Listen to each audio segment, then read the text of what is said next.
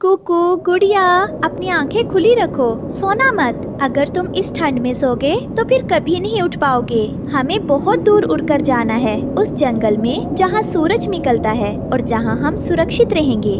माँ, मेरे पंख भारी हो गए हैं। क्या हम कभी फूलों को देख पाएंगे? हाँ मेरी जान, बस थोड़ी दूर और। हजारों मील का सफर और आंखों में आंसू लिए रानो ने उस सफेद मौत को पीछे छोड़ दिया और एक अनजानी मंजिल की ओर बढ़ चली। कोसों मील की थकान के बाद रानो एक ऐसे जंगल में पहुंची जहां हरियाली थी, पर क्या यहाँ के दिलों में भी हरियाली थी? रानो ने मदद के लिए वहाँ के एक पुराने निवासी मिट्ठू तोते को देखा।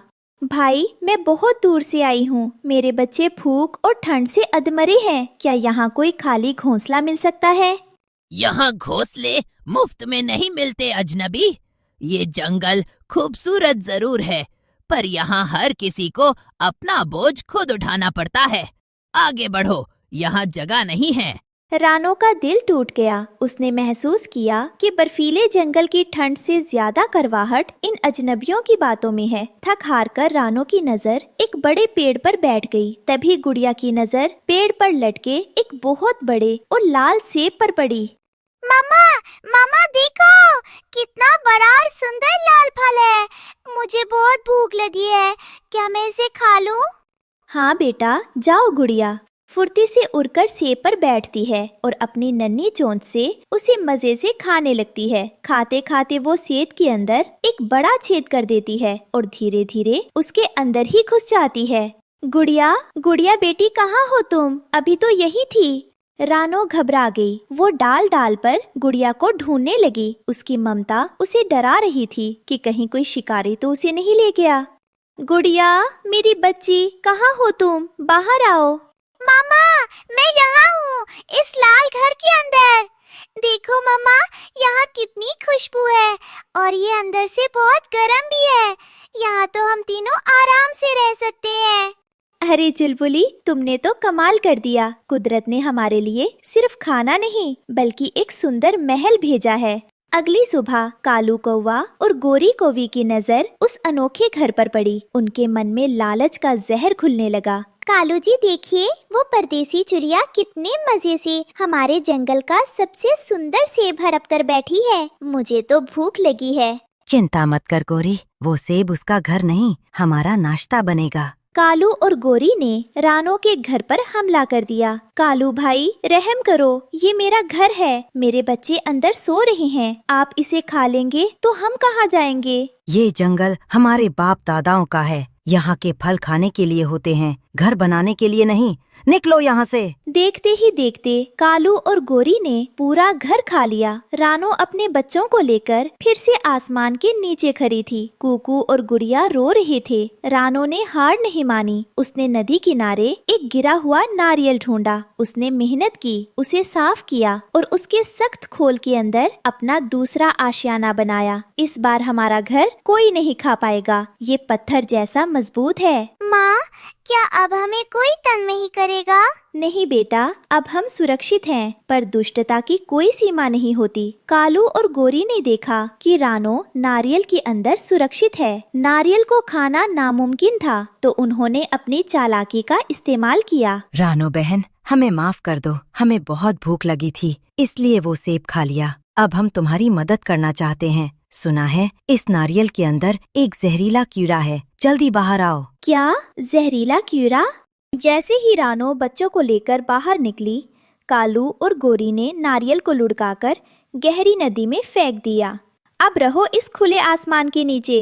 हमारे जंगल में ठाठ से रहना सबको शोभा नहीं देता। सेब का घर छिन गया, नारियल का घर नदी में बह गया। रानो अब पूरी तरह टूट चुकी थी। उसकी आंखों के आंसू सूख चुके थे और उम्मीद खत्म होने लगी थी। वह चुपचाप एक पत्थर पर बैठी थी। तभी उसका नन्हा बेटा कुकू कहीं से उड़कर आया। माँ, आप उदास क्यों हो? देखिए, मुझे ये बड़े और मजबूत पत्ते मिले हैं। क्या हम इनसे अपना नया घर नहीं बना सकते? मैं और गुड़िया आपकी मदद करेंगे माँ। मेरे बहादुर बेटे, तुम सही कह रहे हो। जब तक हमारे हौसले सलामत हैं, हम बेघर नहीं हो सकते। रानो, कुकू और गुड़िया ने मिलकर केले के पत्तों को इकट्ठा करना शुरू किया। रानो ने अपनी चोंच से पत्तों को बुनकर एक साधारण सा पत्तों का घर तैयार किया। बच्चों, न यह सेब जैसा मीठा है न नारियल जैसा मजबूत, पर यह हमारी मेहनत से बना है। शायद खुदा को यही मंजूर है। दिन बीतने लगे। रानो चुपचाप मेहनत करती और अपने बच्चों का पेट पालती। उसने दूसरों से उम्मीद करना छोड़ दिया था। आसमान में गहरे काले और मटमैले बादल छा रहे थे। सूखे पेड़ की एक ऊंची डाल पर उल्लू बाबा अपनी बड़ी बड़ी आंखों से आसमान को देख रहे थे। हवाओं का रुख बदल रहा है। बरसों बाद फिर से मौत सफेद चादर उड़कर आ रही है, क्योंकि अब आसमान से कहर बरसने वाला है। भविष्यवाणी सच हुई। आसमान काला पड़ गया और कंकपाने वाली हवाएं चलने लगी। नए जंगल के लिए यह पहली और भयानक बर्फबारी थी। नहीं, यह नहीं हो सकता। क्या वह तबाही यहाँ भी आ पहुंची? कालू और गोरी का घोंसला बर्फ की एक भारी चट्टान के नीचे दबकर चकनाचूर हो गया। कालू जी, हम मर जाएंगे। कोई हमें बचाने वाला नहीं है। हमने सबके साथ बुरा किया। आज कोई हमें पनाह नहीं देगा। रानो, सिर्फ रानो ही बचा सकती है, पर क्या वो हमें माफ करेगी? रानो ने अपने घर को मिट्टी और पत्तों की कई परतों से ढक दिया था, जिससे अंदर गर्माहट बनी हुई थी। तभी बाहर से कराहने की आवाज आई। रानो बहन, दरवाजा खोलो, हमें माफ कर दो। हम जम रहे हैं, हमें बचा लो। माँ, इन्होंने हमारा घर छीना था। इन्हें अंदर मत आने देना। बेटा, नफरत का जवाब नफरत से दोगे तो उनमें और हम में क्या फर्क रह जाएगा? एक माँ का दिल किसी को मरते हुए नहीं देख सकता। रानो ने दरवाजा खोला और अधमरे कालू गोरी को अंदर खींच लिया।